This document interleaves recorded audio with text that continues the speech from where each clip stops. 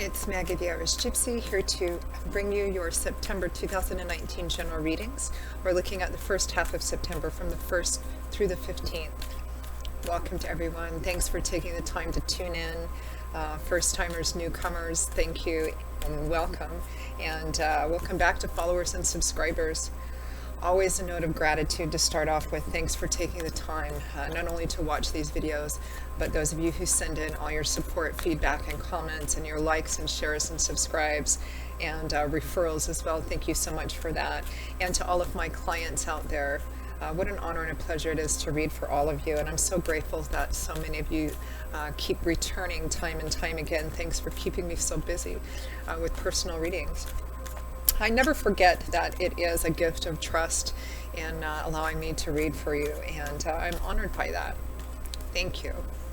If any of you are interested in scheduling a personal reading with me or getting more information on that, you can click on the description link below for more info and contact details, and you can go to the YouTube channel's homepage, my YouTube channel's homepage, and click on the little About button there for more info and contact details. Email me directly at Maggie1McGuire@gmail.com. I'd be delighted to work with you. I do readings full-time, 6 days a week, so I'm pretty diligent at working with everyone's schedules in mind to get you readings as quickly as possible, so turnaround time is pretty good. And I can usually respond to your initial inquiry the same day or within the first 24 hours with more info. So email me if you're interested, and I'd be delighted to set something up for you. All right, let's move right into this. This reading is for the fire sign of our wonderful Rams, our Aries, the fire sign of Aries for the first half of September 2019.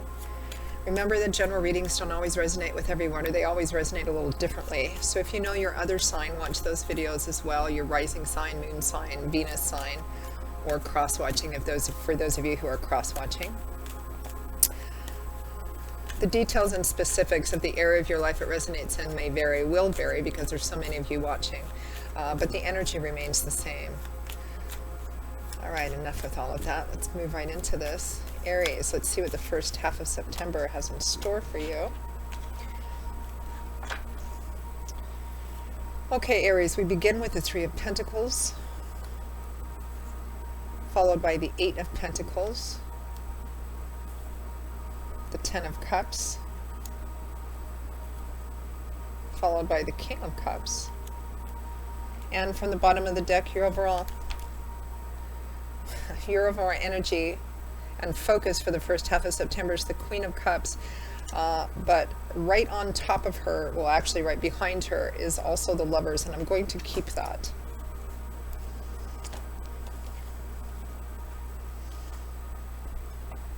So the overall focus and energy is this Queen of Cups. And it's interesting that the Lovers popped out with her. I was very determined to come out with her because the Lovers represents a focus on a pretty significant relationship with somebody that you probably are quite attracted to or have quite a lot of passion or heat, or, you know, the Lovers card, when it references a relationship, it can reference that twin flame or soulmate relationship. And, you know, on its surface, it's all about, wow, attraction. They're really turned on by each other. They're really drawn to each other. They're really attracted.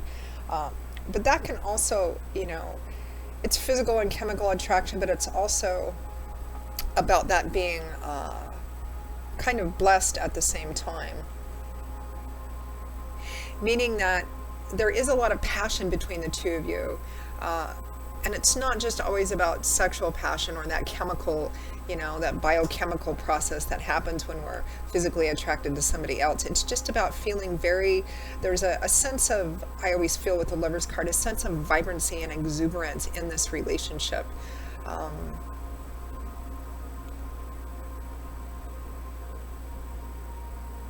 And I feel like when you're with this person, Aries, that you feel like there's more light, more sparkle, more, even if you've been with them for quite some time, there's just more fire, and it's not necessarily all related to sexual energy.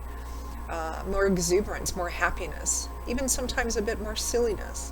Hopefulness too, I believe, is what you feel when you're with this person. It's quite lovely. And the Lovers also represents making a choice that will that may either be about this relationship, or it might be a choice in another area of your life that might affect this relationship. Like, for example, I've seen this card come up when there's a significant decision that needs to be made in a work, career, or money situation, which will affect, a primary relationship or marriage or something of that sort. And it might be a Cancer individual. I don't know why I said Cancer. The Queen of Cups is water energy. It could be Cancer, Pisces, Scorpio, Sun, Moon, or Rising, or this is how you see the person you're involved with showing up as a female for those of you male Aries who are watching. Or it just could be somebody that manifests like the character traits of the Queen of Cups, or how you see her or him, because this is a general reading, so I can't be gender specific here. Although the Queen of Cups has a very feminine energy, and that she's very, Queens and Kings represent individuals who have mastered their suit, meaning they've reached a point of maturation and evolvement, self-control and discipline over the character traits inherent to their suit. Cups is water energy. That's the element which governs this. Cancer, Pisces, Scorpio. Water energy in the tarot is all about emotional energy, energy of the heart. It's also the area of our life that often represents relationships of all kinds. So the Queen of Cups is somebody who is very in tune and intuitive with her own emotions and the emotions of other people around her. She or he knows the right thing to say and the right time to say it, or when not to say anything at all. She knows when to extend that cup of love, support, encouragement, and she knows when not to extend it. And she's learned because of the path that she's walked. That's why she's a queen now. She's kind of grown and evolved, and she has this, energy of being very emotionally balanced as well. She can offer that, or she can not offer that.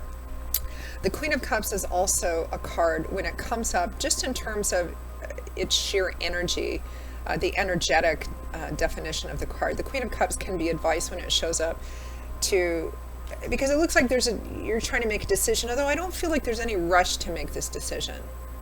But for some of you may, usually when there's a decision to be made, there's some kind of pressure, but I don't feel like I feel like in this situation, you're trying to take your time, put it that way. And the Queen of Cups is helpful advice on an energetic level when there's a choice that needs to be made, because the Queen of Cups is a very spiritually intuitive person. She understands emotion. She understands that they're wonderful, but she understands also that they need to be the horse we ride, not the other way around. And that only comes with maturing, evolving, growing through life experience, which Queens and Kings have. So when the Queen of Cups shows up as just energetic advice, it represents taking a step back and checking how you feel about something. What does your intuition, your spiritual intuition, your emotional intuition tell you? This is about allowing your emotions to be a part of the decision factor, especially in a relationship. Emotions are important. Not just the surface emotions, but deeper than that, like your intuitive sense, which some people call gut instinct, higher self, your intuitive reasoning, which is what connects you to spirit, and it's how you get guidance or inspiration as well. So how do you really feel about this person if there's a decision to be made? It looks like you're working together quite successfully with this person to create and build something solid and something that feels good, particularly in relation to home and family, because we have the partnership, teamwork, collaboration card here, the Three of Pentacles, working with another person, or perhaps working with a group of people. Everybody has the same goal that they're working for. They may have different ideas and opinions and skills in order to accomplish that, but everybody agrees that something has to be built, and you're working hard at that. The Eight of Pentacles is putting in the work, day after day after day work. You're building up something, and you're working with this other person and perhaps other people. We do have the Ten of Cups here, which is lovely. It's the happy home card, one of the marriage cards, childbirth, blessings. Some of you may be actually working on building a home, or putting together a home, renovating a home, or rehabilitating a home, and making it with the idea that this is going to be perhaps the home that you're in for the rest of your life. Or if you, as some people I know, share their time between one place and the other, I often travel, that it's going to be one of your forever homes. And you're working on building it, or perhaps you bought a place and you're renovating it, or something of that sort. And you want it to be a good, happy home with everything that you need, because the Ten of Cups represents cycle completion. And sometimes, like with the Ten of Wands and the Ten of Swords, it can represent that something comes to an end and you separate yourself from it. Not always, but sometimes those tens can represent that. And sometimes the tens represent that a certain cycle of a situation or a relationship or a job or a career path has come to an end, and then and then you begin a different phase of it. The Ten of Cups represents feeling like everything has come full circle in a really beautiful way, particularly where home and family are concerned. Some of you may be getting ready for a baby. Some of you may be getting, it might have something to do with marriage or weddings, or moving into your first home and creating your first home together, or just creating a home with, around, and for family. And there is a person who's significant to you. It doesn't necessarily have to be a romantic relationship, but I believe for many of you it is. Although there may be other people kind of helping you with the home thing, and this making the decision about this relationship may be something that's kind of running. It's the overall focus, but there's work on top of that. And you have the Queen and the King of Cups here. So for those of you for whom this is a relationship or partnership of any kind, but particularly romantic relationship, the two of you are showing up as a very good match.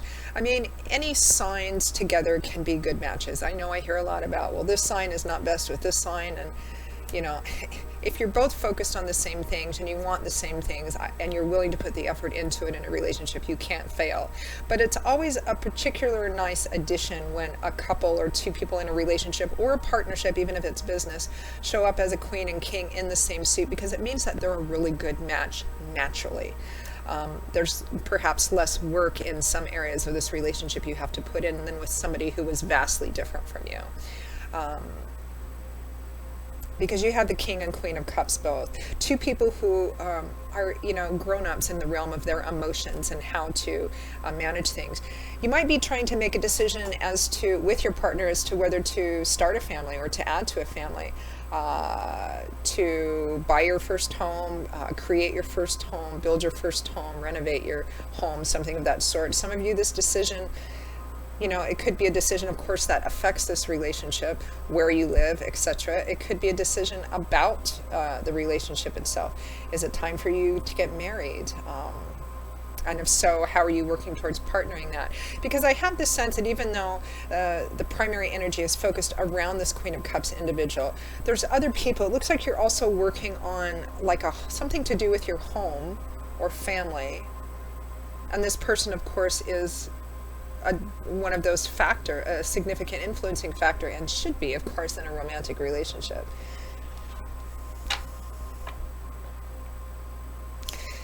Let's see if we can pull a clarifying card on the Lovers.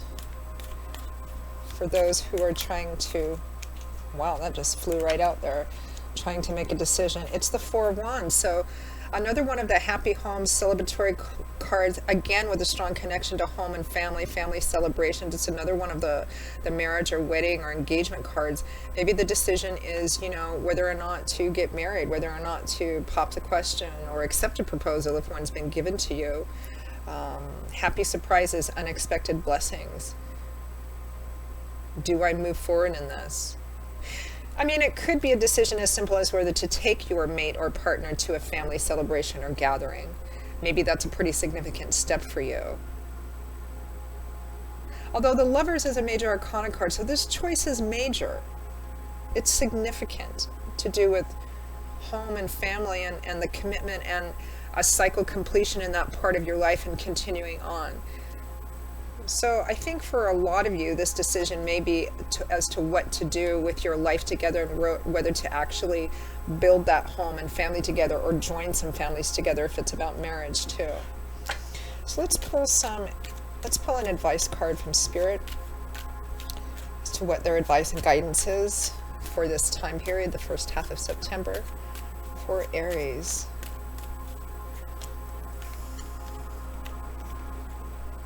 The Fool. Spirit says take the chance. Step off the beaten path. Do something either you've never done before or do it in a different way, but do it walking in faith. If you're considering whether or not to get married, Spirit says step off the beaten path, take a chance, because you never know what might happen. The Fool is getting ready to walk a path, to start a journey he's never been on before. If it's marriage or engagement, maybe you were married before and it didn't work out well, and maybe the Fool represents taking a risk for you because, well, it didn't work this time, so why would it be different this time? The Fool, he steps off the beaten path, even if it's risky.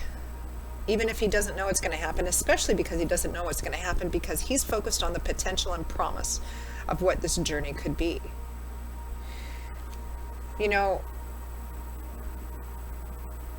I spend a considerable amount of time working with end-of-life care with people, a certain population of people. And I can tell you that the number one thing, without fail, male, female, socioeconomic level, didn't matter, that people regret at the end of their life are the things they didn't do, the words they didn't say. Everyone, regardless of how old they were, how young they were, what other kinds of walks of life they came from, it didn't matter. The number one regret that people have at the end of their life is the chances they didn't take. And I know that sounds, like just a common euphemism, but it's the truth. I wonder what would have happened if I did this. I'm sorry I turned away from this. I sometimes wonder, what would have happened if I would have said yes or no, or, took the chance. The Fool is about taking that chance because of the potential that it has. So, whatever this is that you're working towards, whatever this decision is, Spirit's advice is to do it, to take the chance, to walk in faith. You can choose not to. I don't think anything horrible is going to happen, although if it's with a relationship, you also need to take into consideration if this person wants to move to the next level and you don't, that may create conflict, which may end in, this other person walking away. I mean, that's always a risk you take. But, every path that has lessons is a path that has value, even if those lessons are painful and we wouldn't choose to repeat them again. Spirit's advice is that whatever this situation is or whatever this decision is that you're contemplating, Spirit guidance is, to take whatever risk it is, to take the step in faith on a path that could be completely different than any that you've taken before. So Aries, that is your reading for the first half of September 2019. I hope you enjoyed it. It looks like a very good couple of weeks, maybe busy working together, home and family. There's this maybe decision about this person that's, a focal point, but I feel like there's other things going on with other people too, but there's a lot of energy around friends and home and family, and that energy is quite positive. So I think you're going to have a good beginning to September. I hope this reading resonated for at least some of you.